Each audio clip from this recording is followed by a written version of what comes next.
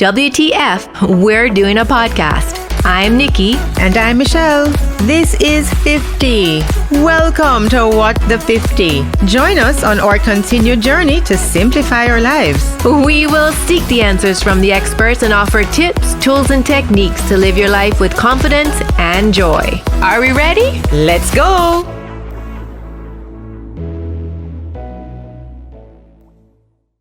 Hi, Mish. Hi, Nikki. How are you? I'm good. How are you? Can you imagine that we are wrapping up the blue zones? I know. And let me tell you, these last few weeks, I'm not sure if I'm scared or excited or happy. Well, you came in here today scared, saying it's scary. It's scary. But as you said immediately, here we are. Right. So let us just do what we can from this point on. Right. But here's the thing. And at least we know, right? As about to say, we're now armed with information. Of so course. we now know how to make the right decisions. Right, because here I am, like from our healthy living one, I'm very conscious now what I'm eating. I'm making sure I'm having breakfast, eating more protein during the day. Yes. Yeah.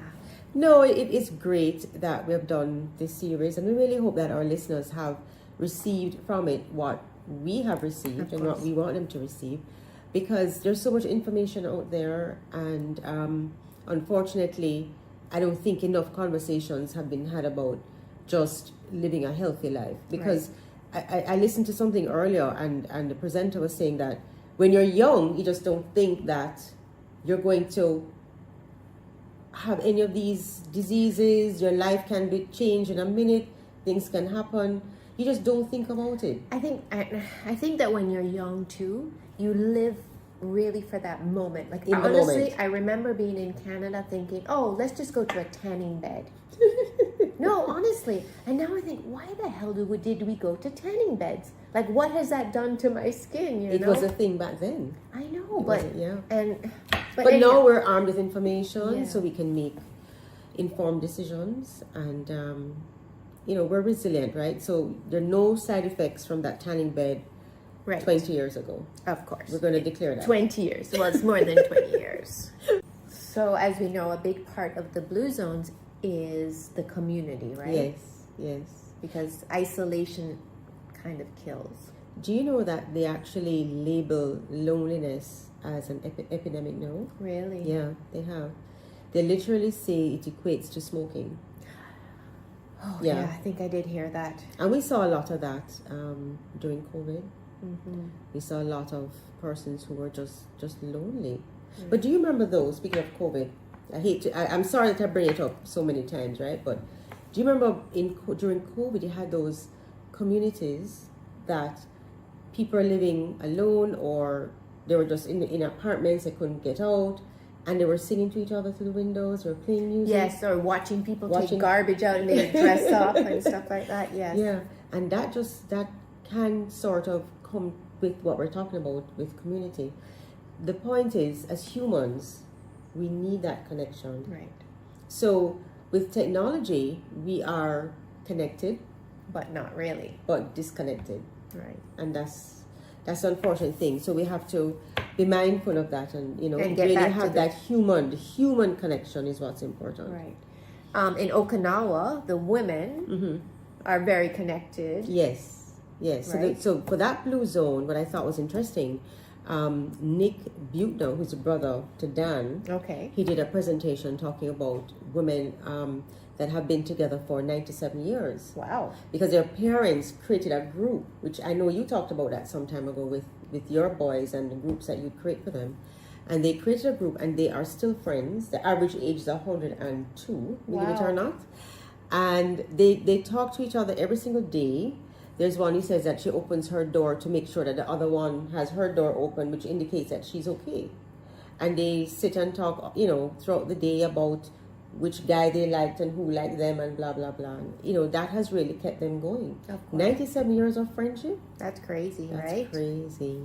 And I know in Greece, they are like it's more of an entertainment. They get together with right, dinner right, and stuff yes, like yes, that. Just yes. community eating. Yes. So they have the nice long tables and the conversations. Same with Italy with the cooking together. Yes. They're always cooking and sharing. Yes, I love resources. that. Yeah, I absolutely. we love talk that. about it all the time. We talk about it all the time. We don't have the long tables, but even for us at home, we try to do that. You do that too when the boys are here.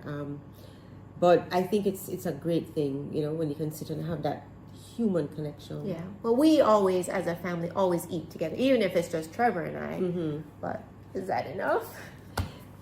It's not. You may not think it's enough, but I think it's a lot. More than a lot. Yeah. More than a lot of people have, right? For sure. For sure. And I think the community thing is so important. I've spoken about this before in my family, whereas my grandparents lived in the house beside us, and we had 4 different families in the same proximity. They lived right there. I'm in the one of the original houses, and that community was so strong and still is strong to this day. They always wistfully talk about, if only we could go back to that compound living, So that wasn't it for me, unfortunately, but Dad had a lot of brothers and sisters, so we're always getting together at some point. But we lived in separate areas, whether it's separate areas of Jamaica or they're around the world, but we always came together at least once for the year and had that long table of communal eating. But many stories we've heard about and how persons have really done so much better when they're in communal living. So we know that living in a community can have a lot of health benefits, right? And having the human contact was really, really important. Of course. And when we look at community, we look at common unity. What are the factors that can bring this group of persons together? And I think that there is so much to be said about having that friendship, because a friendship will develop eventually. I know things will change as we get older, demographics change, a lot of things will change and can affect the community, but some way, somehow, I think it's good if we're able to create a community within our situation. Of course. So whether it be the multi-generational family, which is a big thing nowadays. Well, I lived with my dad when we had the kids young while he was still alive, and he would drive Kaylin to nursery school. That's cute. But did you ever see that thing going around Facebook or Instagram about these 4 or 5 Chinese women that built a house together? No. And they said that's where they're going to all retire and live together. But I think that's kind of cool. Yeah. That's kind of cool. There have been several studies, believe it or not, on loneliness. And there's Dr. Julian Holt Lundstad. She's a professor of psychology at the University of Utah, and she has done extensive research on loneliness, and she talks about it being an epidemic, and she talks about how it can affect your health. She says it living in a community or being within a community, it can lower depression, it slows cognitive decline, and it creates a greater satisfaction about life. So, overall, it just improves the quality of life, and we've been talking about longevity, and she really has emphasized the importance of community in such a way that I didn't even think about it before. I guess I took it for granted. I don't know. Right. I just never really thought about it. Yeah. But we do have to be mindful of the importance of having that contact, and I keep repeating myself because I just didn't realize the importance how of important it is. And hearing that loneliness is actually an epidemic is kind of scary, because you do have those people in the world that can't help it. They don't have a community. But Mish, that's why you have to treasure and be so grateful for those nurses that are always with your mom. Oh, Jesus, right? Because they are like her best friends. Yes, of course, and they hear the stories from her constantly, the same stories. But that's what keeps mom going, you know. Of course, I agree. I think so. She too. has to be talking with them, and she shares her stories. Gets and dressed up for them. And she dresses up every morning, and she waves to people passing on the road. Yeah. That keeps her going. But when I mentioned, as you mentioned, mom, when I mentioned creating that community within the situation that you're in, mom has lost a lot of her friends, right? Mom is 99. But she has created another community for herself because she has found new friends, whether it's a helper down the road, whether it's a gardener up the road, whether it's a man from or Mrs. Stony Lynn Hill, across the street. or Miss Lynn across the street. You know, she has now created her own little community, and she's convinced that she knows their life stories, and she's giving them advice. Well, you know what happened to your mom too is like she takes a genuine interest in those people, and she's invested in their lives, right? She has. But tell us about your dad. Your dad was big on community. Oh gosh, yeah. Daddy was big on having his friends over. It was always like Christmas, Chinese New Year, Easter, every event. And you've often given the joke about dad always brought someone home from the airport or from wherever.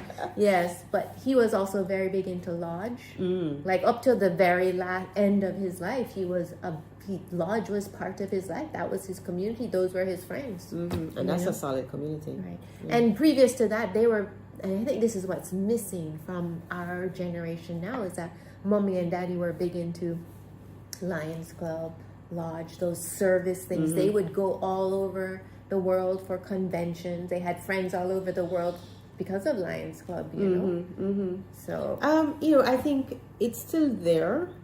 The clubs are still around, but I'm not sure if we put as much emphasis on service anymore as they did. Yeah, as they did. Well, that's another thing. I think that there's so many. I mean, life is lifing, and so many things are happening. But I'm happy to say that at our school, your former school, service was a big deal.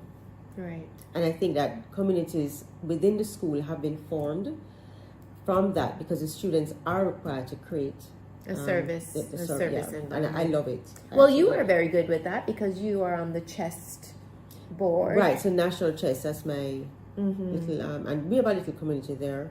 Yes, but I think that unfortunately, one of the big part of what's happening in the world is that especially in the Western world, and I like to think that Jamaica is not as in it, but I find people are so self-centered, self-focused, it's all about themselves, not about the community.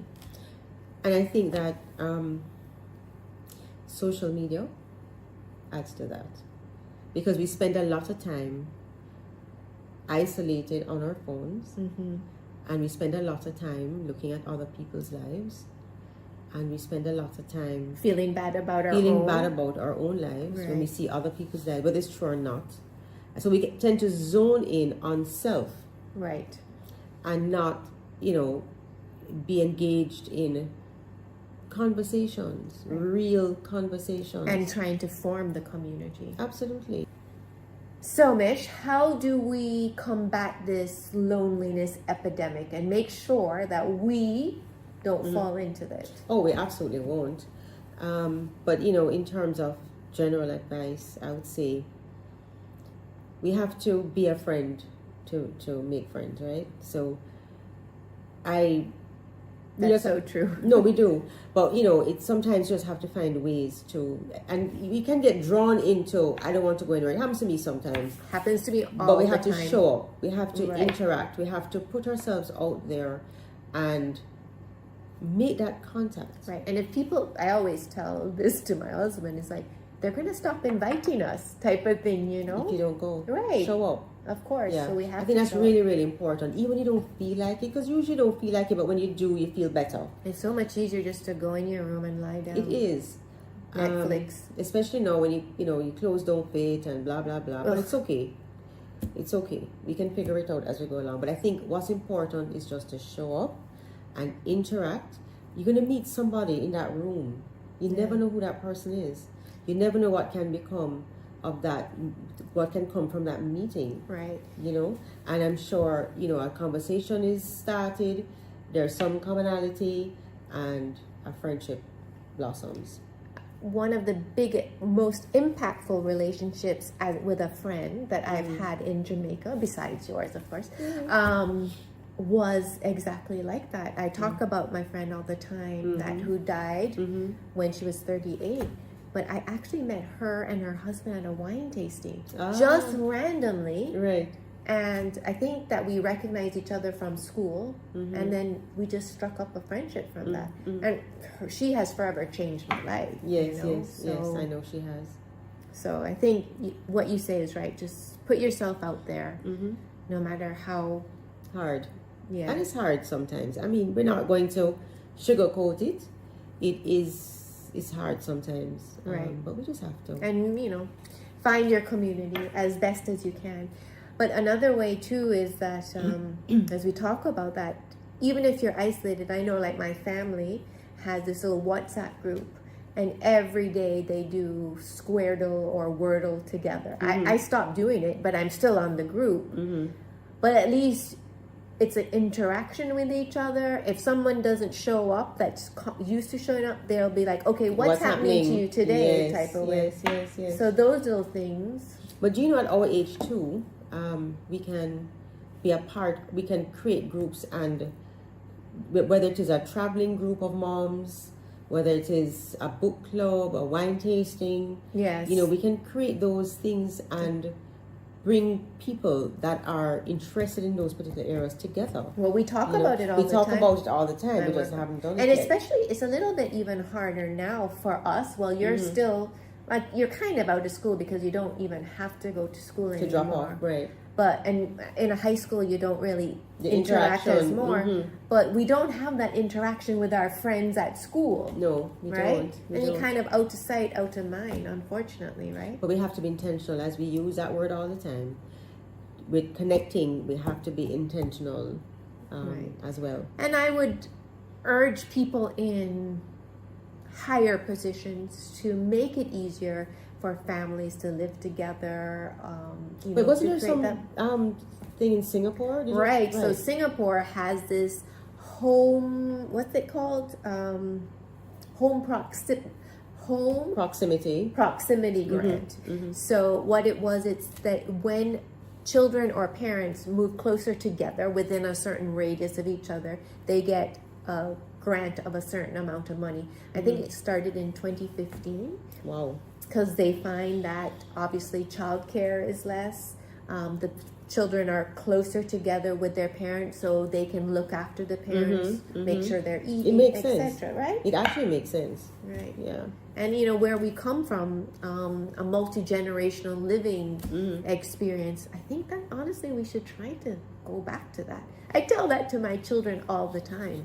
They're like, sure, Mom. It's not happening right now. But at the end of the day, it really comes down to just nurturing relationships. I think so. Be it with your children, because you want your children to want to be around you, right? Absolutely. And as we get older, the dynamics will change. Of course. But if we nurture those relationships, it will make the transition in from one stage to the next so much easier. Give what you want to get, right? Give what you want to get. Yeah. Give what you want to get. That's it. That's our. Oh, by the way, I was listening back to Nick Buchanan, and he was talking about those group of ladies that were, the average age was 102, but there's a lady there that was 104, and she says she feels sexier at 104 than she did when she was way younger. So you talked about what, 30 good years? No, remember 40. We adjusted to 40. Right. So we're good now. We're good. Yeah, she's sexier at 104. Yeah. So that's our episode for today. And we are happy that you guys are all part of our community. Yes, and we're loving the responses and the interactions. It's been great. And by the way, I tried the recipe from Linda. Oh yes, I did. I tried the mango kale recipe. It was delicious. Thank you, Linda. I hope you got your fresh kale from Eugene, Mom. I did not, but next week Saturday I'll be there. Okay, good. Thanks for tuning in to this episode of What the 50. Please show your love and encouragement by sharing, subscribing, and leaving a review wherever you're listening. And don't forget to like and follow us on Instagram. And please join our active Facebook group at what.the50.